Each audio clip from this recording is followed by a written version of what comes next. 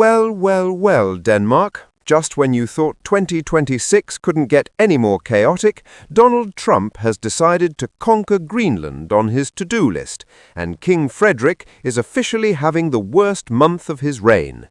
If you thought royal life was all tiaras and tea parties, think again, because right now it's more like trade wars and territorial nightmares. Smash that subscribe button and hit the notification bell, because Danish News Daily is about to serve you the royal drama you didn't know you needed. The situation is escalating fast, and here's what you absolutely need to know. Donald Trump, freshly back in the Oval Office, has announced that the United States needs Greenland for national security reasons. Not wants it, needs it. And if Denmark doesn't play ball, he's threatening Denmark with crippling 25% tariffs starting February 1st. That's right, folks, we've got a deadline and it's coming in hot. King Frederik is now caught between protecting Danish sovereignty and watching his country's economy potentially crumble under American economic pressure.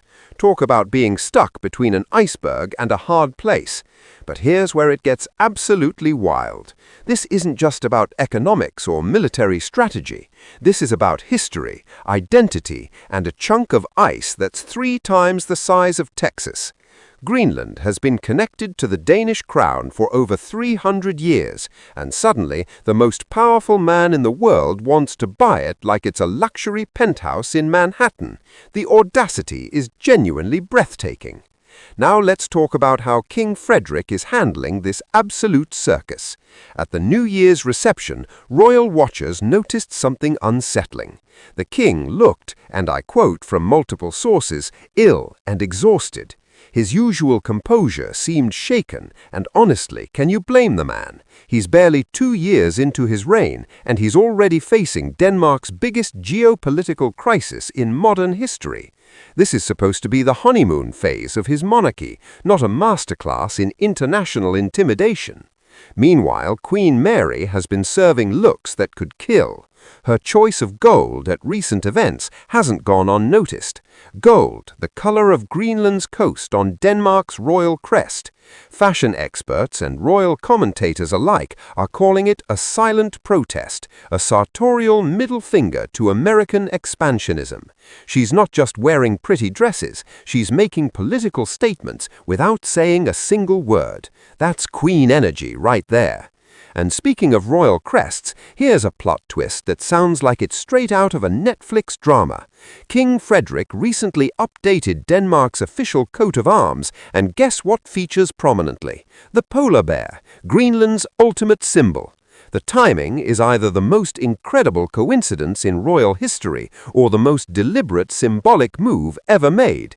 Either way, it's sending a clear message that Greenland is going nowhere. But let's address the elephant, or should I say the polar bear, in the room. Why does Trump even want Greenland?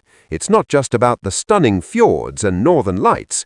Greenland sits at a crucial geopolitical crossroads between North America and Europe. It's got massive untapped mineral resources, including rare earth elements essential for technology. Plus, climate change is opening up new shipping routes through the Arctic. Whoever controls Greenland controls a significant piece of the future global economy. The stakes couldn't be higher. The Danish government has made their position crystal clear. Greenland is not for sale, full stop. But Trump doesn't seem to be taking no for an answer, and now Danish exports are staring down the barrel of devastating tariffs. Danish companies are panicking, economists are scrambling, and King Frederik is left managing a crisis that could define his entire reign. This is his biggest test yet, and the world is watching. What makes this even more complicated is that Greenland has its own government and has been pushing for more independence from Denmark for years. So now you've got Denmark saying Greenland isn't for sale, America saying we're taking it anyway, and Greenland caught in the middle trying to figure out its own future. It's a 3-way geopolitical chess match, and King Frederik is playing with the highest stakes imaginable. The pressure on this man is absolutely unreal. He's supposed to be the steady hand guiding Denmark through uncertain times. But how do you stay steady when a superpower is threatening your nation's territorial integrity and economic survival simultaneously? This isn't what anyone signs up for when they become king.